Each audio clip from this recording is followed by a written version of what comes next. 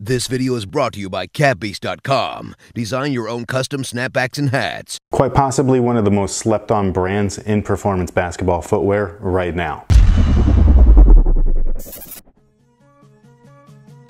Hey, what's good guys? This is Nightwing2303 from WearTesters.com, and today we're taking a quick detailed look at these guys right here. This is the ANTA KT3 Low. So with that being said, let's go ahead, get right into it. So first things first, it's just a low top version of those guys up there, and if you guys did not know, the ANTA KT3 was one of my favorite models of last year. I cannot actually remember if it was in my top performance picks or if it was like an honorable mention, but it's an awesome model on court with great performance features all the way around. The only thing that I really had a complaint about was the toe box fit. I felt that there was a little bit too much volume in the toe, especially for it being a knitted shoe, and that specific feature has been addressed and taken care of in the low top model. Now, much of the shoe has been unchanged between these and the actual high top version. The traction is identical, and I think that this is going to work really nicely on court, even with this being translucent rubber. Typically, I go for solid rubber. I just think that it usually performs better out of the two options. However, this time around, I was able to play in two different models of the KT3, one of them being the one back there that has solid rubber.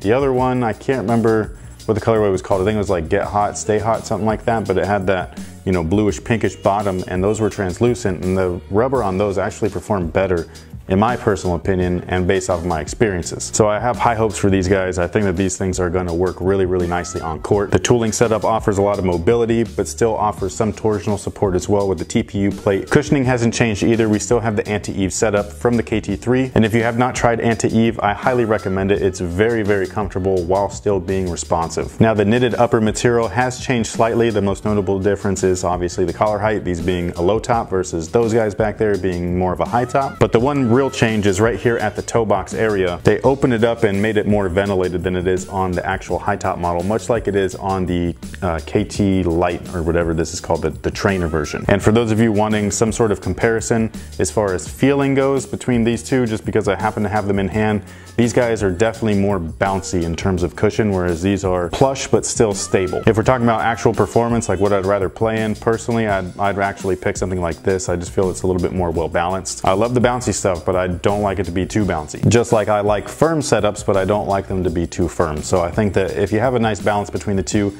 it's usually the best option, at least in my personal opinion. Now, the interior does feature a one-piece booty construction, which is housed inside of the actual knitted upper. I think it's super comfortable. It's easy to get into as well. There's not a ton of stretch, but it's also not super tight. And then right there in the back of the heel, they've added heel pillows or heel notches, so that's going to keep your ankle in place, which is a perfect thing, especially for low tops. This actually should be a feature in all shoes regardless, whether, you know, they're highs, mids, lows, but for whatever reason, they're usually missing on most shoes. I just think that it adds to the comfort level and the security. It gives you a little bit more peace of mind. But like I said, they're in there just in case you're wondering. Now, as far as step and comfort is concerned, it's definitely got you covered there. You have a nice yellow Strobel board right there, which is a different type of foam, adding a little bit more plushness to that step and feel. On top of that, you have a much thicker insole right here. It's kind of like an Ortholite, but not. Just has that same type of feel, but this is more on the dense side, so still fluffy, but not super fluffy. So I think that this is gonna work out well in terms of longevity, because I know that standard Ortholite insoles kind of bottom out really quick. This guy being a little bit more dense, it should last you a little bit longer. And like I said earlier, I think that they fixed the fit. I think that these fit perfect, at least for what I like in a shoe. They fit nice and snug. Not too snug to where most people are gonna wanna go up half a size, but if you have a normal shaped foot or a narrow foot, I think going true to size is going to be your best option. Wide footers might want to consider going up half a size. And that pretty much takes care of it for the ANTA KT3 Low. Not too much else to talk about. I'm excited to play in these again. I really like the high top model, but I've been waiting for the lows ever since we saw Klay rock them during practice. So stay tuned for the performance review in the coming weeks. So let me know what you guys think about these down below in the comment section. I'd love to hear from you guys. So thank you guys so much for watching. Thanks for all your support, and until next time guys,